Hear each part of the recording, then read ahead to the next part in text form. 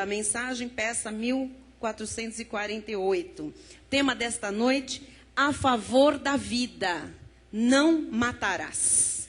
Não matarás. Diz a palavra do Senhor no livro de Êxodo, capítulo 20, versículo 13. Um versículo, duas palavras tremendamente fortes e poderosas. Êxodo 20, versículo 13. É o tema de hoje. Não matarás. Se está na Bíblia, nós cremos. Vamos orar, porque Deus vai falar bastante ao nosso coração. Senhor Jesus Cristo, nós te agradecemos por esta noite apropriada, noite bendita, noite em que o teu povo se reúne para crescer na graça e no conhecimento do nosso Senhor e Salvador Jesus Cristo. A Ele toda a honra, toda a glória, todo o louvor, hoje e para sempre. E aqui abrimos os nossos corações para ouvir a tua voz, voz esclarecedora, voz de paz, voz de acerto, voz que vem estabelecer os teus princípios com clareza em nossa vida. Agora levamos os nossos pensamentos cativos em obediência a Cristo, subjugamos a nossa carne ao conhecimento do Espírito e dizemos: fala-nos, Pai. Queremos ouvir o que o teu Espírito tem a dizer à igreja nesta noite. Sairemos daqui melhores, fortalecidos e com famílias muito mais fortes e felizes para a glória do teu nome. E todo o povo do Senhor, que assim ora e crê, diga amém e amém. Obrigada, Ciro. Meus irmãos amados, ovelhas preciosas de Jesus Cristo, rebanho santo que Deus me confiou o pastorear nesta terra. Louvado seja Deus por cada vida que aqui está nesta noite. Esta igreja tem a preocupação positiva de transmitir valores bíblicos para a família cristã. Porque são os fundamentos, estes valores bíblicos são os fundamentos que nós precisamos dentro dos lares para nós termos famílias felizes. E onde é que nós vamos encontrar valores fortes para estabelecermos as nossas famílias? Nós estamos buscando já há várias mensagens, vários cultos, várias semanas, estamos buscando na base moral dos 10 mandamentos, estamos sempre intercalando as mensagens com os 10 mandamentos, estamos crescendo neste conhecimento, para que a força que a nossa família precisa venha. E tenhamos esta força para tratar destas questões fundamentais para termos uma família edificada, bem constituída, sólida, organizada, restaurada, restituída, feliz, alegre, livre do mal, temente a Deus e que desfrute da plenitude da graça sobre graça. Porque não adianta o indivíduo ganhar o mundo inteiro. Se ele perder a sua família, a Bíblia fala que ele perde muito, que ele perde tudo. Se ele perder a sua família, o mundo chama de fracassado. Não adianta ter um carro do ano e um apartamento muito bom se a sua família está esboroada. Então, cabe à Igreja de Jesus Cristo, cabe àqueles que são os formadores de opinião pública, gerar valores sólidos, valores corretos, para que as famílias se estabeleçam e para que as famílias sejam famílias fortes, famílias equilibradas, famílias felizes, famílias que se amem, famílias que se honrem. Então hoje nós damos um passo a mais, um passo adiante, nesta questão dos valores morais encontrados nos 10 mandamentos. Deus disse: não matarás. Vamos todos dizer isso? Não matarás. Talvez alguém aqui diga, ou alguém pela internet diga: bispa, eu não preciso desse tema. Você pensa que não precisa. Todos nós precisamos desse tema, porque todos nós precisamos compreender os princípios de Deus. Talvez alguém continue uma inquietação aí dizendo: mas eu nunca matei ninguém. E eu também não tenho nenhuma intenção de matar alguém. Calma, não é exatamente isso que nós estamos dizendo. Você precisa entender o porquê Deus disse isso. Desde os 10 mandamentos, Deus vem falando e alertando e colocando este princípio muito forte como um princípio do cristianismo. Porque nós ainda hoje, e cada vez mais, vemos uma sociedade vítima de descumprimento deste mandamento. A sociedade não cumpre isto aqui. Nós vivemos numa sociedade muito violenta, totalmente violenta. Nós vemos suicídios, nós vemos homicídios, nós vemos assassinatos, mortandade por toda parte, o tempo todo, o noticiário o dia inteiro, os jornais todos os dias trazem perto de nós. Sabemos de casos, só de conversar com uma pessoa da família, com um vizinho, com um amigo, com um colega de trabalho, nós ficamos sabendo. As estatísticas são aterrorizantes. A cada 20 minutos, alguém é morto. A cada 20 minutos, alguém leva um tiro, alguém é esfaqueado e morre. Há um nível de homicídios muito grande dentro da nossa sociedade, do nosso estado, do nosso Brasil. Crianças, hoje, morrem mais de violência do que com doenças. Isso é terrível. Mais mortes de crianças por violência do que por doença. Então, o que significa exatamente, na Bíblia, não matarás? A primeira coisa a saber é, por que existem situações na Bíblia que Deus permite ou permitiu que houvesse morte? Por que há certas passagens na Bíblia com a permissão para a morte? Deus permite e não proíbe que se matem, por exemplo, certos animais para se comer. Isso é morte. Olha só o que diz Gênesis 9:3.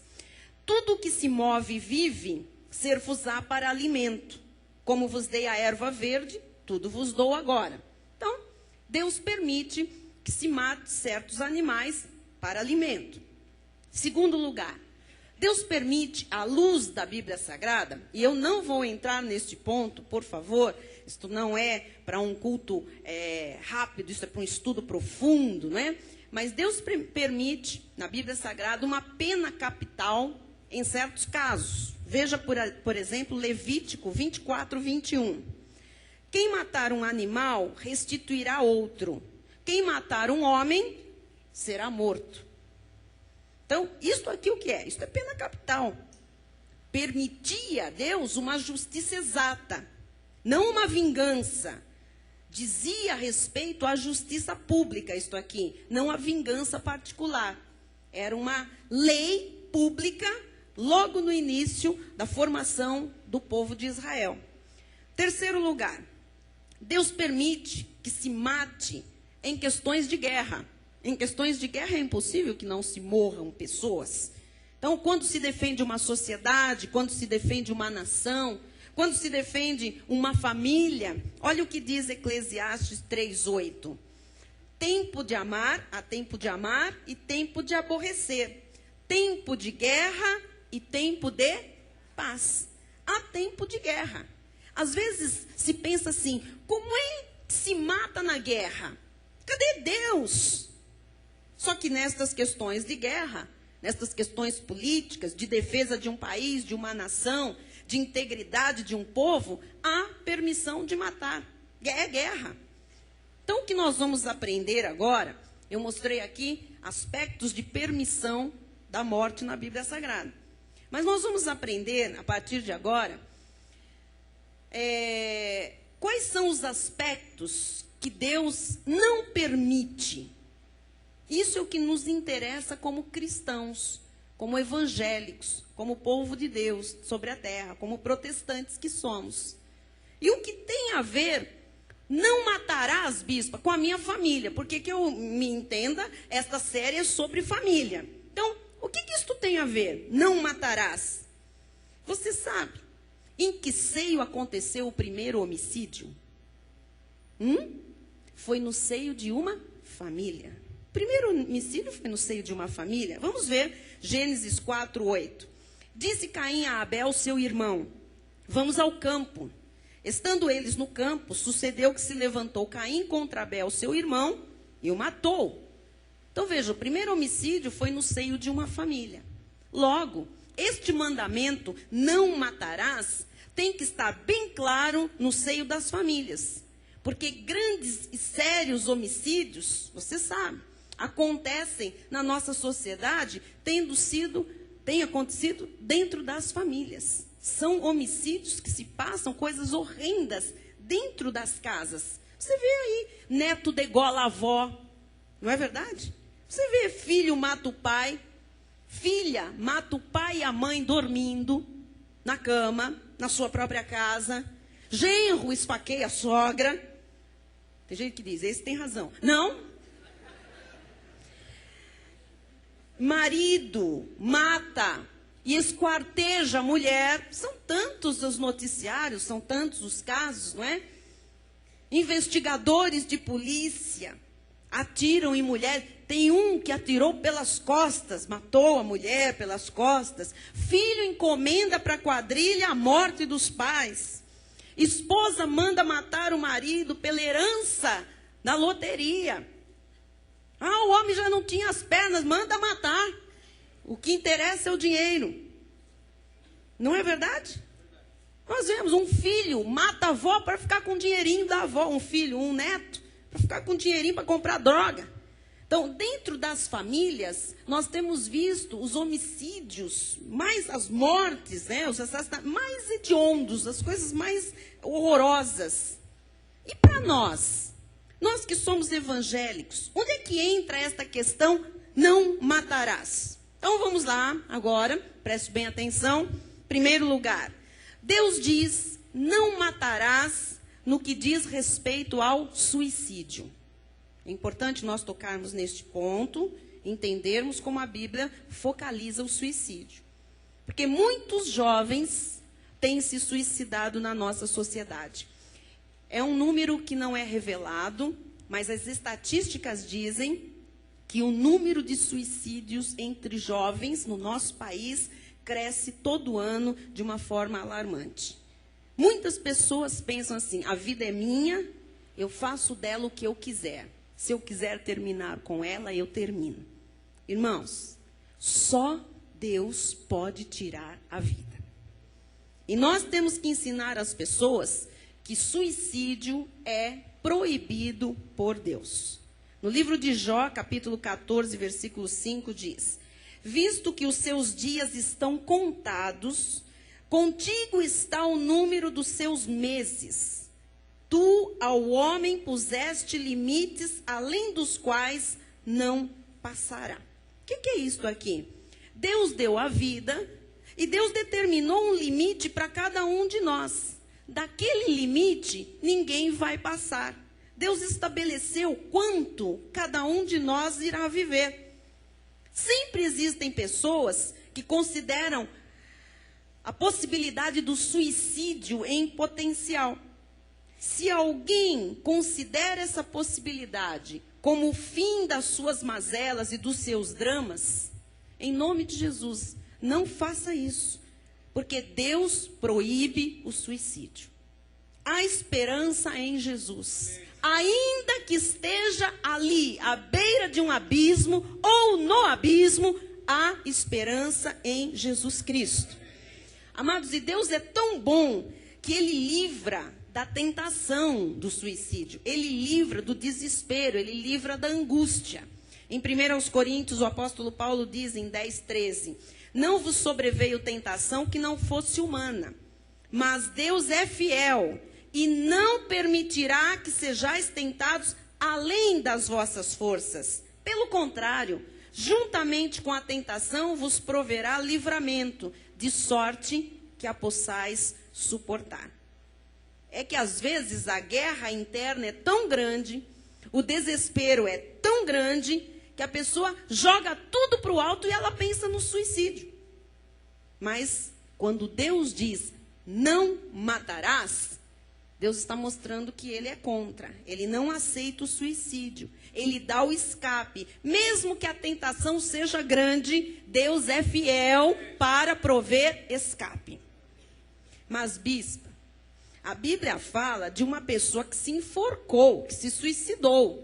É verdade. Vamos ver quem era. Mateus 27, 3-5. Então Judas, o que o traiu, vendo que Jesus fora condenado, tocado de remorso, devolveu as 30 moedas de prata aos principais sacerdotes e aos anciãos, dizendo: pequei, traindo sangue inocente. Eles, porém, responderam: que nos importa? O que nós temos com isso? Isso é contigo. Então Judas, atirando para o santuário as moedas de prata, retirou-se e foi enforcar-se. Por que ele foi se enforcar? Por que Judas foi se enforcar? Porque diz em João 17:12, quando eu estava com eles, Jesus falando, guardava-os no teu nome que me deste e protegi-os, e nenhum deles se perdeu, exceto o filho da perdição, Judas, para que se cumprisse a Escritura. Então Judas era um filho da perdição, ele não era um filho de Deus, ele era um filho do diabo. E a Escritura tinha que se cumprir. Aos filhos da perdição, amados, o pai deles é o diabo. E o diabo permite fazer o que eles quiserem fazer da vida. Deus jamais colocaria um filho dele, um eleito, um predestinado, jamais colocaria uma ovelhinha para traí-lo. Deus permitiu que um filho do diabo estivesse no meio dos seus discípulos, para que esse filho do diabo fosse o instrumento da traição. Você jamais trairia Deus. Eu jamais trairia Deus. Porque quem tem o Espírito Santo não pode dizer anátema Jesus, maldito Jesus. Agora, Judas se enforcou para que se cumprisse a Escritura. Nós acabamos de ler, palavras de Jesus. Tinha que se cumprir a Escritura. Qual Escritura? Já estava determinado. Olha Salmo 41:9. Até o meu amigo íntimo, em quem eu confiava, que comia do meu pão, levantou contra mim o calcanhar. Já estava lá no Salmo falando desse Judas, que levantaria-se contra Jesus. Estava entre os amigos íntimos, mas não era um deles. Quer ver mais? João 6,70. Replicou-lhe Jesus: não vos escolhi eu em número de 12? Contudo, um de vós é diabo. Quem era esse? Judas. Então, amados, quem diz não ao suicídio é Deus. Deus diz não ao suicídio. Se tem alguém hoje nos assistindo pela internet, que vai ouvir este CD, que tem passado por um drama horroroso, por uma situação descabida, essa tentação do suicídio, esse não é o caminho. O caminho é Jesus. Ele diz: eu sou o caminho, eu sou a verdade, eu sou a vida, eu não sou a morte, eu sou a vida. Jesus é esse caminho. O suicídio não é o caminho. Amém? Segundo lugar, você já viu que Deus diz não, que morte, ao suicídio. Segundo, Deus diz: não matarás quanto à eutanásia. Você sabe o que é eutanásia? O eutanásia é uma expressão americana que foi traduzida para o português e que é popularmente conhecida como a morte por misericórdia. Só que não existe morte por misericórdia. Ou seja, o que é a eutanásia? O doente está em estado terminal, está vivendo por aparelhos e o médico diz ali: vamos desligar os aparelhos, porque esse caso não tem mais jeito. A pessoa está só ali vegetando, como dizem. Irmãos, ninguém pode dizer se tem jeito ou se não tem jeito, a não ser Jesus. Ninguém pode dizer se uma situação tem jeito ou se essa situação não tem mais jeito. Só Deus pode dizer isso. Você sabe que há casos na medicina mundial, depois nós temos médicos na igreja, podem até comprovar isso, em que pessoas estiveram em coma muito tempo. Estiveram ali por aparelhos ligados. Tem um caso que eu fiquei sabendo, é muito conhecido, fala-se dele na internet. A pessoa esteve em coma profundo durante 15 anos. Você sabe o que é 15 anos? Olha que coisa tremenda, né? Depois, essa pessoa acordou e viveu normalmente. Viveu normalmente.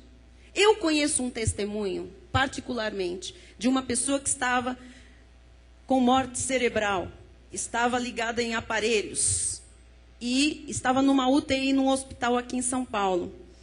E um pastor velhinho, muito antigo, creio eu que já é falecido, ele dizia, ninguém mais ia visitar aquela pessoa.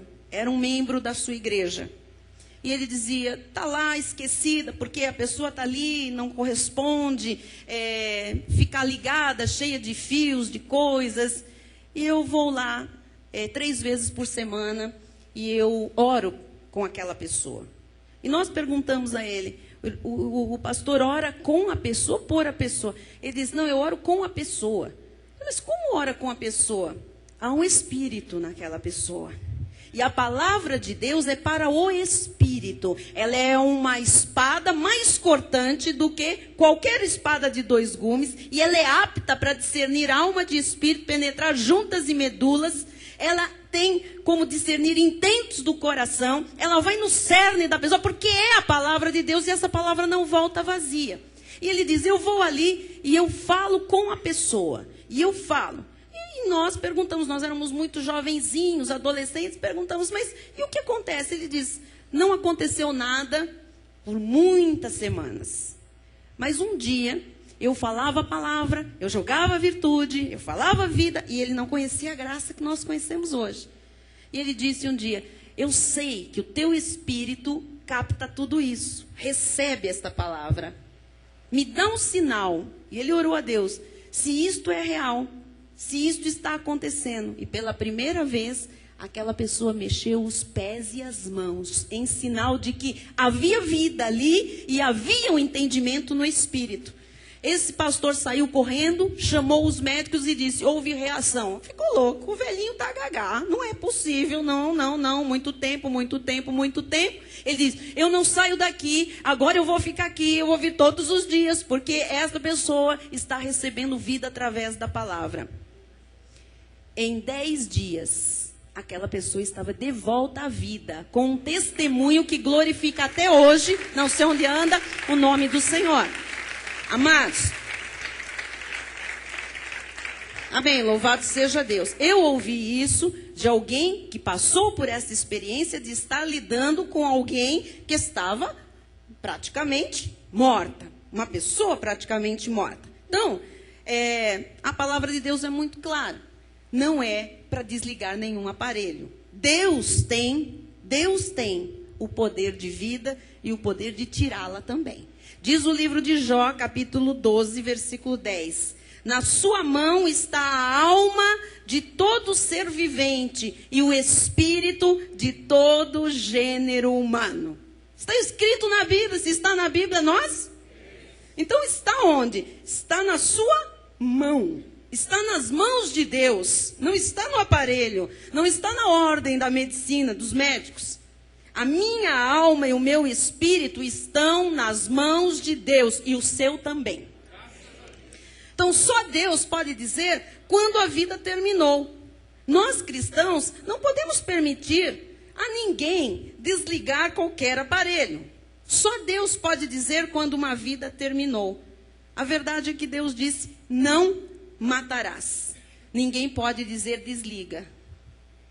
Amém? Não matarás. Então ninguém vai dizer desliga, porque o espírito e a alma estão na mão de Deus. Nós somos, pela Bíblia, à luz da Bíblia, contra a eutanásia. Amém, igreja? Já vimos então, Deus diz não matarás com relação ao suicídio, não matarás com relação à eutanásia. E terceiro lugar, que nós vamos estudar hoje, Deus diz não matarás com a questão de um ser no ventre materno. Vamos falar não, Deus diz não ao aborto. Por que nós precisamos tratar desse assunto, bispo? Porque hoje, todas as sociedades, no mundo inteiro, que aprovaram a legalização do aborto fora do contexto que já estava estabelecido no mundo inteiro, que são casos de estupro, de risco de morte da mãe, má formação do cérebro, quando a criança não tem, má formação do feto, quando a criança não tem cérebro, algumas coisas assim, isso já estava previsto nas constituições. Então, estas sociedades que legalizaram o aborto indiscriminadamente, elas se esqueceram que Deus disse, não matarás. Estabelecer, amados, um plebiscito para ver se a sociedade quer ou não quer aborto livre, isso é um absurdo. Já há lei para isso. Não precisa abrir mais precedentes. Já há lei. No nosso país já há lei. E 65% da sociedade brasileira disse não ao aborto. Não sei se você sabe, mas houve há pouco tempo manifestações em todo o Brasil. E o Nordeste, por incrível que pareça, bateu o sul do país longe, com manifestações públicas, o povo indo à rua. E nós sabemos que grande parte das pessoas que foram para a rua eram evangélicas.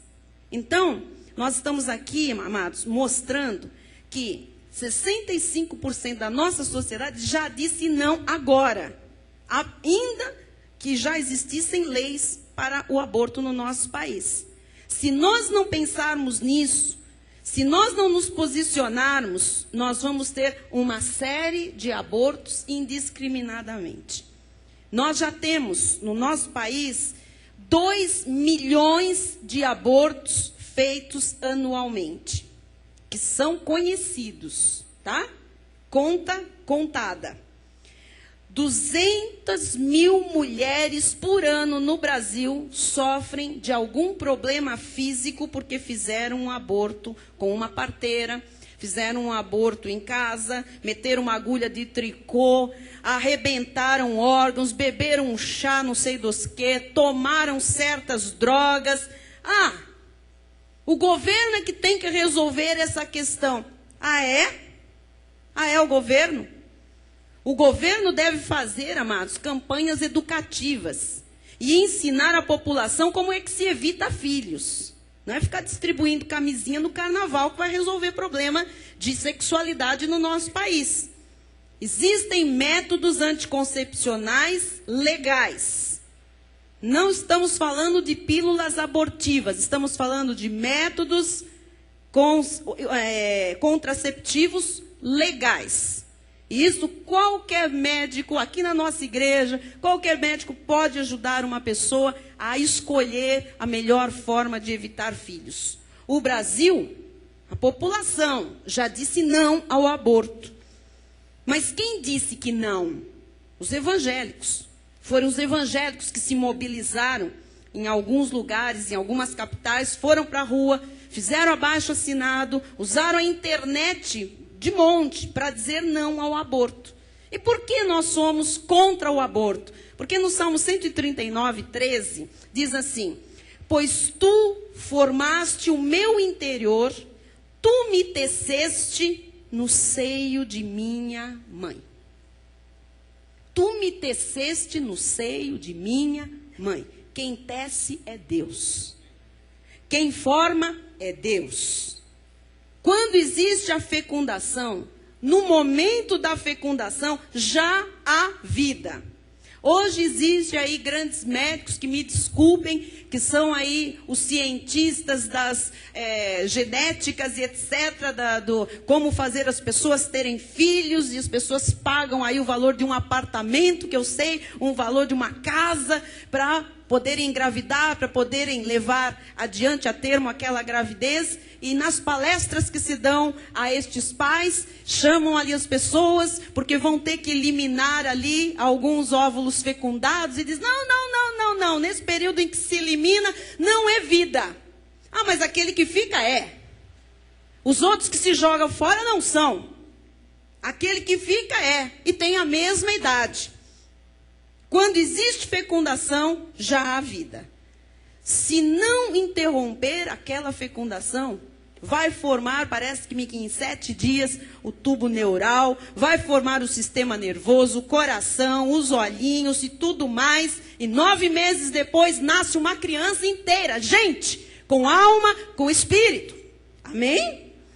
Então, nós evangélicos não podemos concordar com o aborto. Nós temos que ensinar a controlar a natalidade. Existem métodos anticoncepcionais. Não vamos adotar a hipocrisia católica de dizer que tem que deixar nascer filho, porque filho, o casal foi feito para procriar. Sexo é só procriador. Não é.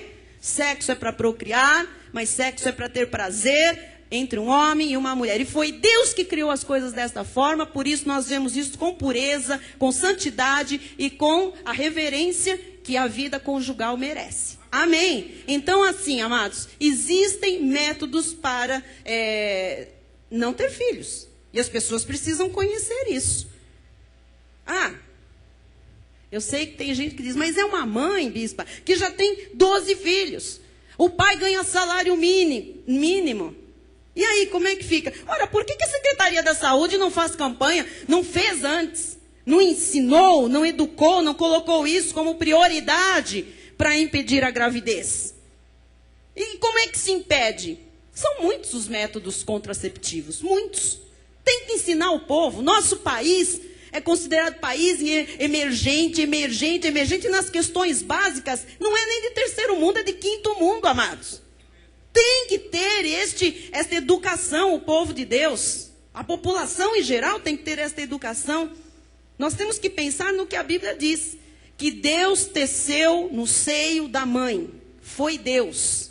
Foi Deus. Quem tem direito de dizer tira? Isso é crime. Nós não podemos achar isso normal. Se a igreja passar a achar isso normal, é o fim do mundo. Porque a igreja ainda é a reserva moral do planeta, amados. Se nós passarmos a achar crime normal, então acabou a obra do Senhor. Nós somos a favor do quê? Nós somos a favor da família. Case-se, constitua uma família, vá ao médico, controle o nascimento dos filhos, se informe, estude. Decida com o seu médico o melhor método anticoncepcional no seu caso, para você. Aqui na igreja está cheio de médicos para informar, educar as pessoas nesse assunto. Eu sei que nenhum dos médicos vai se negar. Quantos médicos nós temos hoje, quinta-feira, da área médica? Olha lá, doutora Priscila, doutor Paulo aqui, não sei quem mais. De domingo está cheio de médico aqui, em outros dias. Procure um deles, se informe. Eles vão ter prazer em... Isso é decente, amados. Isso aqui é decente. Amém? Sexo sem casamento, sexo sem a garantia de Deus, sexo por sexo, sem compromisso, o que dá? Gravidez. Engravidou. Tira. Isso é o que diz a nossa sociedade. Só que a nossa sociedade está indo para o ralo. E nós não podemos ouvir o que diz a nossa sociedade. 2 milhões de fetos vão para o lixo todo ano. 2 milhões. Sabe o que é 2 milhões de gente indo para o lixo? E grande parte dos fetos são extraídos com vida e colocados num saco de lixo. Se mexe. Sai de dentro da mãe, se mexendo ainda. E fecha um saco de lixo, asfixia, que aquilo é vida. E manda incinerar. Pôr no lixo hospitalar. O bebê vem se mexendo, amados. Mexe a perninha, mexe, tem reação, é vida. Fecundou, é vida. Não me venha com o 7º dia, 14 dias, 15 dias, sei lá o que dia. Ainda não é o quê? Estamos querendo enganar a quem? De Deus não se zomba. Versículos 14 e 15 diz: graças te dou, visto que por modo assombrosamente maravilhoso me formaste. Olha o que é a formação de uma criança no útero materno. É assombrosamente maravilhoso, amados. Não vamos deixar as coisas se inverterem. Um modo assombrosamente maravilhoso me formaste. As tuas obras são admiráveis. E a minha alma o sabe muito bem. Os meus ossos não te foram encobertos, quando no oculto fui formado e entretecido como nas profundezas da terra. Então, a gravidez é uma obra assombrosa, é uma obra maravilhosa. De quem? De Deus. Saiba, todos os jovens desta igreja, os casados, todos, homens, mulheres, que a partir da fecundação, pela Bíblia, e é o que nós cremos, já há vida. Amém? Já existe ali, amados, uma pessoa. Não é uma bolinha de sangue, é uma pessoa. Não é o ponto da cabeça de um alfinete, tem vida. É gente. Deus assombrosamente fez começar desse jeito. Ah, bispo, é que no meu caso, sabe, eu engravidei por acidente. Não existe gravidez por acidente. Existe acidente de carro, amados. Eu quintal, bispo, e quando eu acabei eu estava grávida, me vi grávida. Não existe isso aqui não. Não é por aí não. Bispa, foi um acidente. Eu não sei explicar como foi, nem precisa, que nós sabemos. Eu estava em jejum, rezando o terço. Não. Conta para outro. Amado. Não, bispo, eu estava rezando o terço bizantino. Não estava, não. Você não estava rezando, não. Não há acidente. Há relação sexual. Vamos trocar o nome, vamos falar as coisas claras. E nós estamos batendo firme nesse ponto. Relação sexual só dentro do casamento. A igreja está afiada. Nós estamos ensinando a sociedade à luz dos valores morais da Bíblia, que são os valores que dão certo. O resto não dá certo. O resto é tragédia. A pessoa pode não ter planejado a gravidez. Não, foi um acidente. Acidente, doutor Paulo. Desculpa, né? Difícil aí. Não planejei. Bom, não planejou. Aí, tudo bem, não foi planejado, mas não que foi acidente. Tá bem? Então, chamar gravidez de acidente é ruim, hein? Eu estou aqui com um acidente. Não, amados, não é acidente. Deus disse, não matarás. Bom, e agora? Agora já existe, você sabe, uma outra camada da sociedade. Os cientistas que querem extrair células-tronco desse momento da concepção, sabia? Eles dizem que as células-tronco antes do 7º dia de formação são as melhores. Pode pesquisar, amados. Eu estou falando isso com conhecimento de causa, né? Querem extrair célula-tronco desse momento da concepção para fazer pesquisa, para fazer clonagem, para fazer sei lá o quê. Amados, não. Célula-tronco pode se tirar de outros lugares sem matar ninguém. Amém? Amém mesmo? E olha, por que o homem quer dar uma de Deus para fazer coisas que só Deus pode fazer? Por que o homem quer fazer clone humano? Ninguém conta, né? Mas eles estão tentando lá escondido fazer. Estão lá. Tem um monte de coisa por baixo dos panos que não chega para a gente. Nós somos contra. Mas quem é a bispa para dizer isso? Você não entende nada de ciências. Pode até ser. Mas eu entendo bem de não matarás. Isso eu entendo bem. Amém? Eu entendo do que está na Bíblia. E, para quem gosta de estatística, 25% das gravidezes no Brasil, 25% acabam em aborto. 97% dos abortos não são por causa de estupro, risco de morte ou má formação do feto. É alguém que diz, eu não quero. E decide que essa criança, essa vida não vai adiante. 97% dos abortos são por qualquer outra causa.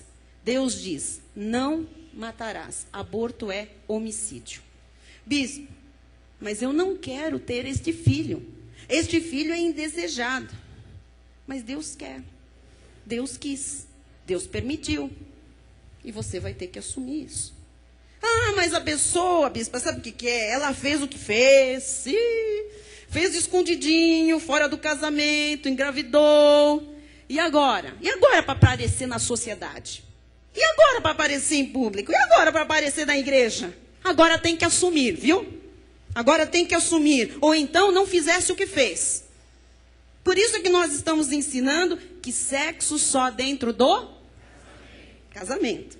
Aqui, amados, nós não ensinamos os nossos filhos a comprar uma camisinha quando eles saem para a balada. Aqui a gente diz, filho, você vai para a balada? Leva uma camisinha. Aqui nós dizemos, filho, o seu lugar não é na balada. Filho, não tenha sexo antes do casamento. Filho, sexo é muito bom, prazeroso, saudável, de Deus, permitido pelo Senhor, dentro do casamento. Nós estamos ensinando os nossos filhos a serem pessoas honestas. Honestidade, amados, se aprende, tá? E isso vem, com certeza, de famílias bem estruturadas. Eu sei o que Deus diz. Deus diz, não matarás. Se alguém está pensando, ou está passando por um momento difícil, está pensando aí com esse pensamento do aborto, arrependa-se hoje, peça perdão a Deus, assuma essa criança e Deus proverá todas as coisas para esse ser. Deus é fiel. E ainda que a gente seja infiel, Ele permanece fiel. Então você aprendeu hoje. Deus diz não ao suicídio, Deus diz não à eutanásia e Deus diz não ao aborto. Você sabe quantas são as consequências do aborto na vida de uma mulher? Quantos traumas emocionais? Quantas infecções? Quantas esterilidades causadas por aborto? Quantas crianças deformadas? Quantas crianças nasceram com paralisia cerebral? Porque se tentou abortar, tirar de qualquer forma? Quanto sofrimento por causa de aborto? Deus nos livre de uma mulher cristã fazer um aborto. Principalmente quando já tem conhecimento da palavra. Amém? Eu conheci uma mulher cristã, uma senhora. Se converteu. Estava ouvindo a palavra de Deus. Ela morreu, idosa. E ela dizia todas as vezes que me encontrava: filha, Deus é bom, Deus é maravilhoso, ainda bem que eu conheci Jesus. Oh, glória a Deus que eu sou salva. Mas tem uma coisa aqui que não tem remédio. E eu falava, mas tudo tem remédio. E ela dizia, não, eu fiz aborto. Mas Jesus derramou o seu sangue por você. A senhora tem que receber o perdão. Receba o perdão de Deus, está tudo limpo. Se a senhora o confessou, assumiu o perdão de Deus na sua vida, Deus não lhe vê mais com esse peso. Receba a alegria, a liberdade que há em Cristo Jesus. Ela dizia, não dá, o que eu fiz. E ela passava 1 mês, 2 meses, 1 ano, outro. No fim dos dias dela, eu tendo oportunidade de conversar com ela, ela me disse, mas sabe aquele assunto? Eu disse, não sei qual assunto. Aquele. Eu não me perdoo. Mas Deus já lhe perdoou, eu não me perdoo, eu sofro, eu sonho com isso. Falei, mas acabou essa história do aborto. Ela dizia, eu fiz 6, minha filha, eu fiz 6. Eu dizia, não é a quantidade, é o perdão, o sangue de Cristo que correu no Calvário, que tem poder para perdoar, para purificar, para tornar tudo novo. Então, essa pessoa, amados, era salva, está hoje no seio de Abraão, foi para a glória do Pai, o confessou, mas ela tinha remorsos. Então, eu estou falando dos traumas que trazem, das marcas profundas. Só Deus para fazer uma limpeza total em quem, sabe, já se viu envolvido com esta situação. A Bíblia diz que Deus nos conheceu de antemão. Somos eleitos, somos predestinados desde antes da fundação do mundo. Portanto, a nossa relação, a relação de feto com Deus é uma relação de vida. Deus antes criou o nosso espírito e no ventre materno revestiu de carne. Então, a nossa relação de feto com Deus é uma coisa muito séria, é vida mesmo. Gálatas 1,15, Paulo diz assim, quando, porém, ao que me separou antes de eu nascer e me chamou pela sua graça, quando, porém, ao que me separou, quando Paulo foi separado? Antes de eu nascer. Então, isto aqui o que é? Predestinação, isto é pré-existência, isto é vida. Antes de nascermos, nós já éramos separados. Como é que nós podemos aceitar o aborto? Não podemos. Ah, mas isso é uma hipocrisia muito grande. Não é, não. Não me venha falar que isso é hipocrisia. Hipocrisia é ignorar o problema e passar para o governo resolver. Isso é que é hipocrisia. Hipocrisia é não ensinar as pessoas das consequências de um aborto. Isso aqui não é, amados, não é questão para se levantar aí grupos pervertidos, dizendo uma coisa e todo mundo tem que aceitar e tem que engolir o que essa gente que não tem Deus quer fazer o povo meter goela abaixo e aceitar. Não vamos aceitar, não vamos aceitar. Nós somos bíblicos. Amém? Lucas 1,15, Jesus disse, pois ele será grande. Olha a palavra falando de João Batista, antes de nascer. Pois ele será grande diante do Senhor, não beberá vinho nem bebida forte, e será cheio do Espírito Santo. Leia comigo agora. Já do ventre. Essa criança tinha o Espírito Santo desde quando? Do ventre materno. Então, no ventre das nossas mães, já estava lá, amados, Deus trabalhando nas nossas vidas. Isso aqui é sério. Nunca ninguém explicou isso, porque as pessoas têm medo de explicar isso, têm medo de dar cara a tapa, têm medo da retaliação. Nós estamos aqui, não é acidente. Ninguém está aqui acidentalmente. Você é um plano de Deus. Você tem propósitos para cumprir na terra. A sua vida é importante para o Senhor. Amém? A vontade de Deus é que tem que governar a nossa vida e não o que a sociedade quer nos imputar. Veja o que diz Isaías 46, 3 e 3. Ouvi-me, ó casa de Jacó, e todo o restante da casa de Israel. Vós, a quem desde o nascimento carrego e levo nos braços desde o ventre materno. Desde o ventre materno, nós já estávamos nos braços de Deus. Você crê nisso? A Bíblia diz que Deus já te carregava. Como é que uma pessoa pode dizer, tira? Não pode. Ou isto tudo aqui é brincadeira? A gente está brincando de igreja. Isto tudo é brincadeira? E o que é um crente em Jesus Cristo? É uma pessoa que teve uma mudança de caráter e teve uma mudança de conduta. Nós já fomos procurados, amados, eu e o bispo Rai, os pastores da igreja, nós já fomos procurados por famílias, é bom os jovens saberem disso, famílias desesperadas, que já entraram no nosso gabinete e vêm lá, sentam-se lá, tremendo, chorando, angustiados, tensos, medrosos, atordoados. Ai, aconteceu um problema. É assim, aconteceu isso na nossa casa, nós queremos saber como é que fica, se vocês concordam com o aborto. Não concordamos. Mas vai ser um escândalo. Assuma o escândalo. Assuma o escândalo. Nós, amados, se concordássemos com o aborto, nós estaríamos dizendo, mata. E a Bíblia diz o quê? Não matarás. Amém? Amém?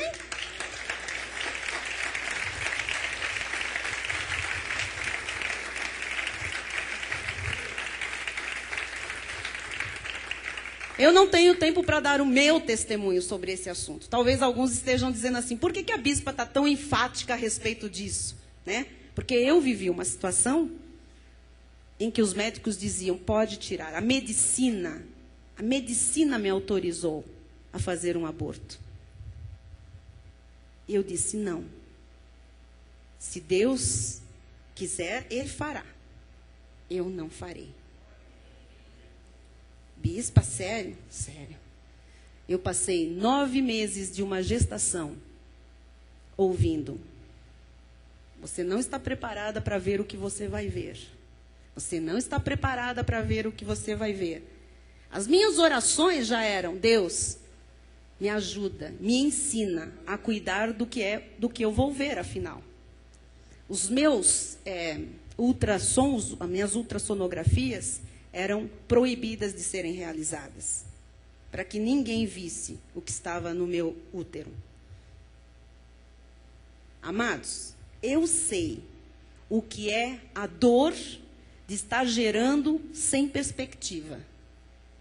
Mas eu sei também o que o meu Deus é capaz de fazer quando não há esperança e perspectiva.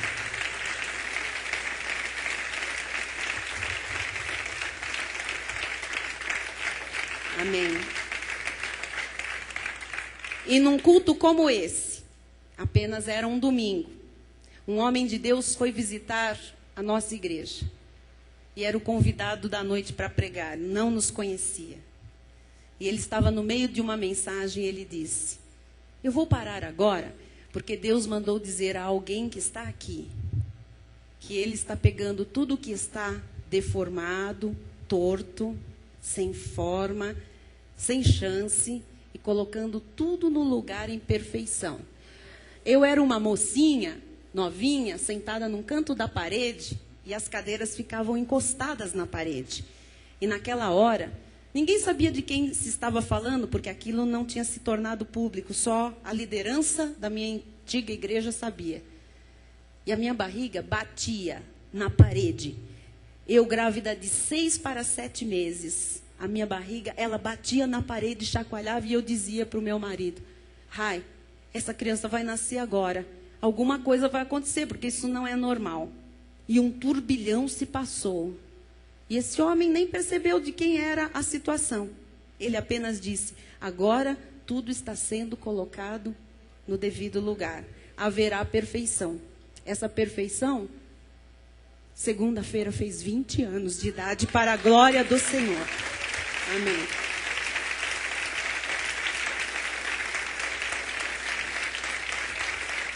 Glória a Deus. Amém. Amém. Eu com Deus, amados, sei que eu posso ir às últimas consequências, porque esse Deus, Ele cumpre aquilo que está na sua palavra. Ele é um Deus de milagres, Ele é o Deus do impossível. E se eu tivesse ouvido a medicina? Graças a Deus eu ouvi a voz de Deus. Versículo seguinte diz assim: até a vossa velhice eu serei o mesmo, e ainda até as cãs eu vos carregarei. Já o tenho feito. Levar-vos-ei, pois, carregar-vos-ei e vos salvarei. Quando é que isso tudo começou? No ventre da nossa mãe. E em espírito, bispa? Antes da fundação do mundo. Cada filho de Deus tem um plano de Deus. Nós não podemos aceitar aborto, amados. Nós somos a favor da vida. Amém? Nós somos a favor da vida. Nenhum nascimento é acidental. Nós não podemos olhar o não matarás fora da ótica de Deus. Nós temos uma posição e a nossa posição é bíblica. Nada da nossa vida pode ser visto fora de Deus. Nós estamos ensinando, volto a dizer, as pessoas a viverem o evangelho de Jesus Cristo. Vale a pena. Tenha uma atitude correta perante a vida. Tenha uma atitude correta perante Deus. Deus é vida. Deus dá vida. Deus tem a árvore da vida. Deus é o caminho, a verdade e a vida. Deus é a luz da vida. E Ele quer dar a você vida em abundância. Eu termino com 1 de João 5,12, que diz: aquele que tem o Filho tem a vida. Aquele que não tem o Filho de Deus não tem a vida. Nós temos a vida. Nós temos Jesus. E nós vamos passar aos nossos filhos e aos nossos netos quais são os valores que nós defendemos taxativamente. Nós estamos mostrando quais são os valores da família cristã. O que Deus diz é o que está certo. Não aceite outra posição. Se está na Bíblia, e está na Bíblia que Deus diz sim à vida. Nós estamos criando no nosso ministério, e através deste ministério, cidadãos honestos. Nós damos a Jesus, amados, para as pessoas. Nós damos Jesus para as pessoas. Nós ensinamos a verdade. E eu quero encerrar com uma confissão daqueles que estão na verdade, que têm o Filho e, portanto, têm a vida. Diga com seu coração: Senhor Jesus, eu creio neste mandamento. Não matarás. Isto é para a família, para uma família forte. Eu sou a favor da vida. Eu sou a favor da vida. Amém. Olhe o seu irmão e diga: você é a favor da vida? Você é a favor da vida? Amém? Todos nós somos a favor da vida. Amém. Glória a Deus. Vamos ficar de pé. Vamos louvar ao Senhor. Amém. Diga: eu sou luz do mundo. Diga: eu sou o sal da terra. Diga: eu sou a favor da vida. A favor da vida. A favor da vida. Você tem algo para ensinar a alguém que precisa ouvir isso? Amém. Amém. Amados, não são poucos os casos que nós já enfrentamos aqui como igreja, de pessoas que se viram diante de situações terríveis, de suicídio. Eu estou a ponto de me suicidar. E por causa de uma palavra, hoje vive e vive por Jesus e com Jesus. E não são poucos os casos em que pessoas se acharam verdadeiramente grávidas. E que seria uma vergonha, seria um escândalo. E que a igreja não passou a mão na cabeça, mas foi totalmente bíblica, dizendo: Deus proverá. O erro existiu. As consequências já estão aí.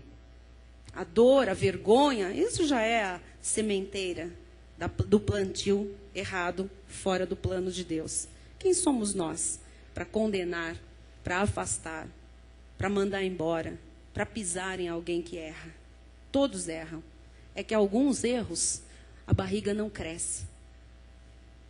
Então, amados, nós seremos conhecidos pelo amor que nós temos uns para com os outros.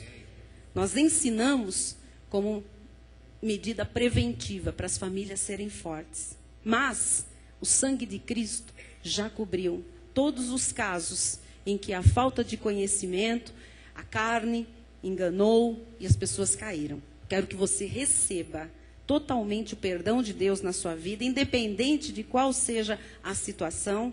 A Bíblia diz: onde abundou o pecado, superabundou a graça de Deus. Então, não importa o seu passado, importa daqui para frente para o Senhor. Receba a superabundante graça de Deus na sua vida, porque aqueles que estão em Cristo, a palavra de Deus diz: novas criaturas são. As coisas velhas já passaram, eis que tudo se faz novo. Aprenda a viver em novidade de vida. E para os que estão em Cristo Jesus, disse Paulo, já nenhuma condenação mais há. Graças a Deus, porque diante de Deus estamos todos zerados. Se fôssemos olhar para trás, não seríamos dignos nem de falar o nome de Jesus Cristo. Mas agora, por sua graça, por sua justificação, nós somos salvos, lavados, regenerados, santos e irrepreensíveis. E que assim você possa ser usado nesta sociedade que precisa tanto da luz de Jesus Cristo. Brilhe e brilhe cada vez mais, em nome de Jesus. Amém. Vamos louvar a Deus. Vou pedir que o pastor Maurício primeiro nos dê a bênção final. Levante as suas mãos em direção ao altar. Que a graça seja com todo aquele que ama verdadeiramente ao nosso Senhor e Salvador Jesus Cristo. Amém, aleluia. Amém, Senhor. Glória a Deus. Se você precisa sair, a bênção foi dada, fique à vontade. Pegue o CD na livraria, dê um abraço no irmão, diga: somos a favor da vida. Somos a favor da vida. Glória a Deus. Se você pode, cante conosco.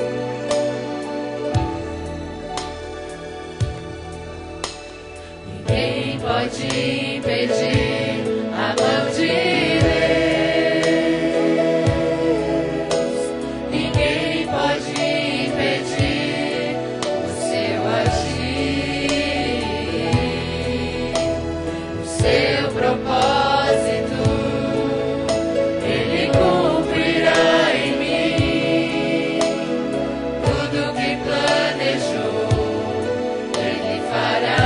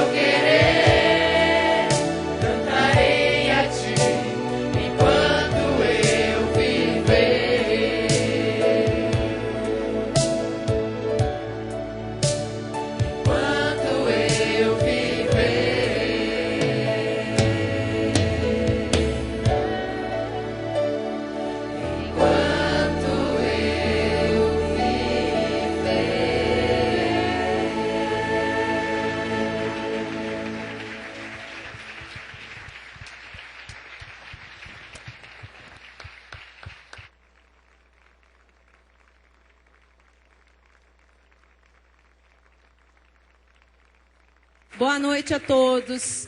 Despeça do seu irmão com um sorriso. Vá em paz, vá feliz. A sua família é abençoada. Tchau. Até amanhã lá no Pão de Açúcar ou sábado para os casais aqui na igreja. Tchau, tchau. Pessoal, single sentado aqui na frente para uma palavrinha. Boa noite, internautas da graça de Deus. A tua família já é abençoada. Boa noite.